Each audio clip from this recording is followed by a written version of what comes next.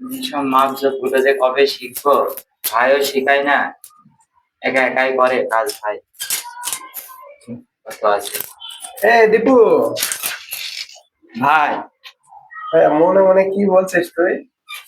এই যে আপনি তো এইসব মাপজোক শিখাবেন না, এই মাপগুলো নিজে শিখে নিচ্ছি একা একা।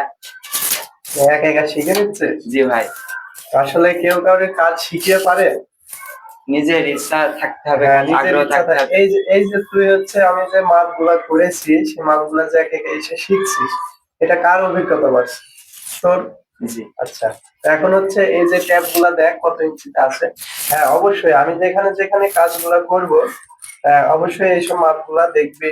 কনসিস্টেবল কত দিচ্ছে, 30 ইঞ্চি আছে ভাই ট্যাপের হাইট। 30 ইঞ্চি, এটা তো তোর জানা হয়ে গেল। জি তোর ভাই। কনসিস্টেবলটা কত ইঞ্চি আছে? 43 ইঞ্চি, নিচে 43। মশলা আছে। তাহলে এটাও তো তোর জানা হয়ে গেল।